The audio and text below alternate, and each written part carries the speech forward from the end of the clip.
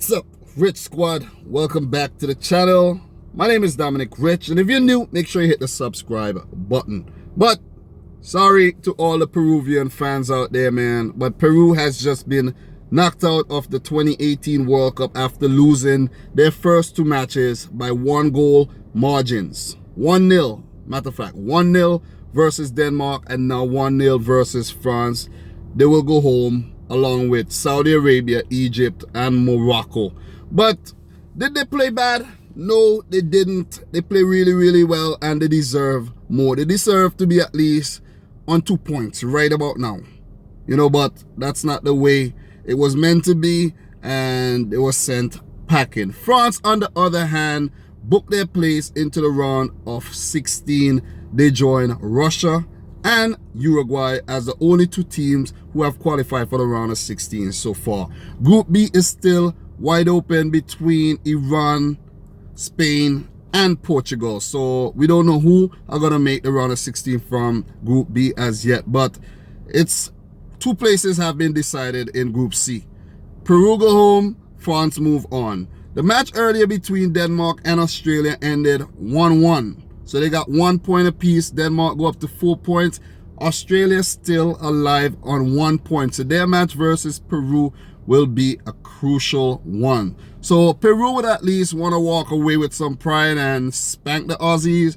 Or the Aussies might have something else to say and put up another gritty performance. And depend on whether France beat Denmark, they could actually make it to the round of 16.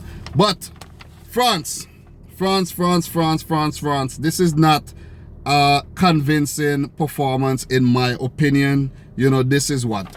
2 1-0 victories. But I guess it does the job. It really does the job. Didier Deschamps, he actually listened to me. I said in my prediction preview video that Olivier Giroud should get a look in instead of Dembele, and Mbappe should go out on the right. And he did make that change, and I did say that Matuidi or Nzonzi should feature. Matuidi start instead of Tolisso, who didn't have a good game versus Australia. And then we saw Nzonzi come off the bench. So that was a really good move by Didier Deschamps.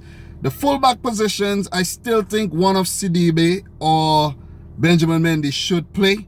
But I guess Pavard is being rewarded for his very stellar season at Stuttgart this season, where he played, every game, every single minute for Stuttgart after they were back in the Bundesliga this season. As for the left back, Lucas Hernandez, he plays for Atletico Madrid, so I guess I see why he's persisting with these two. They are solid and they don't tend to overlap as much as both Sidibe and Benjamin Mendy, especially Benjamin Mendy. He is really adventurous up top.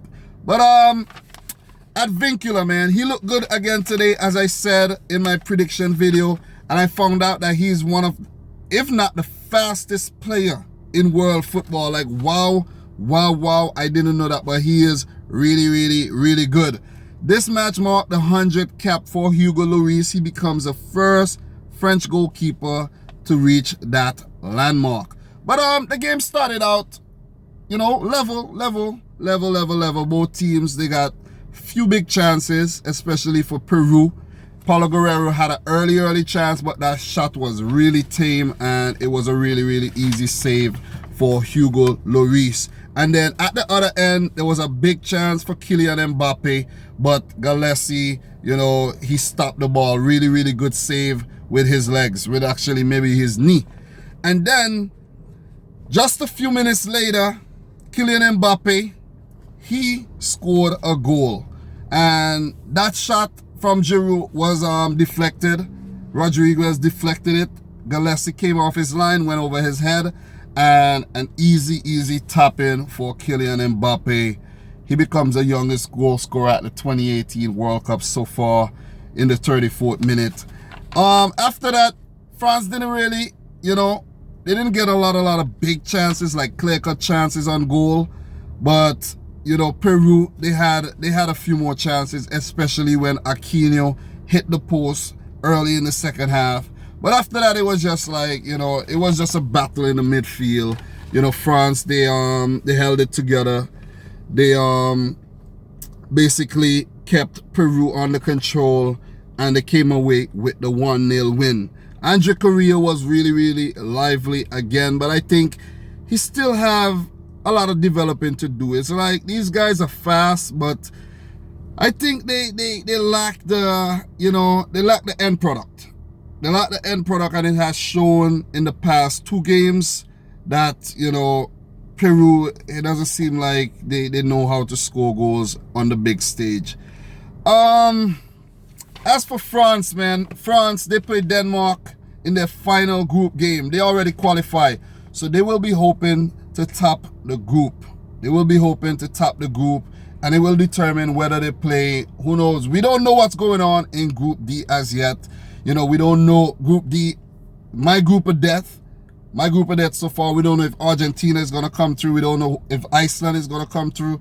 We don't know if Croatia, but France would like to play Iceland. That's the team that they would like to play.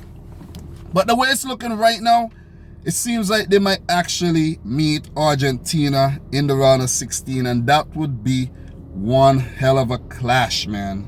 That will be a big, big matchup very, very early in the tournament, and it would be one to look forward to.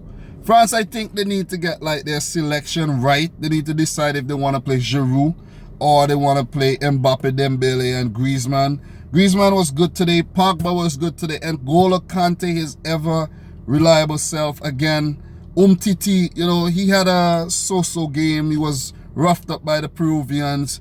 And Rafa Varane, he was, you know, quite solid as well. Pavard, Hernandez, they looked good. I criticized them in the last game, but they looked pretty good today. So Didier Deschamps will be a happy man. But Ricardo Gareca and Peru, I think they just lack the ideas to pull off results in the World Cup, man. You know, 2 unfavorable results, 2 1-0 defeats. You know, it's just hard. It's just hard on a team who has so much spirit. The nation love the football so much, and you know, they're passionate, and all that was going on with Paulo Guerrero and all that to the build up in the World Cup, for the World Cup and all that. It's just, you know, it's just really sad to see, and you know, it's heartbreaking. So my sympathies go out to all the Peruvian fans out there. You know, as I said, you know, you guys should just be happy to be at the World Cup, because I never predicted Peru to make it to the round of 16. My teams to make it to the round of 16 were Denmark topping the group and France. So it's looking like that could actually be the case, unless Australia do something in the last match versus Peru. But Peru, they wouldn't want to walk away with their pride, so the Aussies will definitely have to look out for that. A wounded dog, very, very, very, very dangerous. Hey, what are you peeking there for? But guys, man, let me know your thoughts on this in the comment section down below. You know, Kylian Mbappe, he was really, really good today. Some really, really good moves, you know, his guile on the Peruvian players. That was a positive, you know, to take out of the game. Who else? Lloris wasn't really tested, so it would be interesting to see when he come up against the bigger teams how he really performed. But all in all, it was not the most exciting of matches. You know, 1-goal margin. I think this is like the 10th 1-goal margin we have seen so far at the 2018 World Cup. The refereeing was okay. It was okay. The Emirati referee did a pretty good job. You know, we didn't have a lot of, you know, controversy in the game, you know, with VAR and all that kind of stuff. So it was a good game. It was a really good game. But guys, man, I'm about to go out. I have to you know, do something right now. So if you're new to the channel, make sure you click the subscribe button, smash the thumbs up button. And until the Argentina versus Croatia match, I'll see you. So peace out.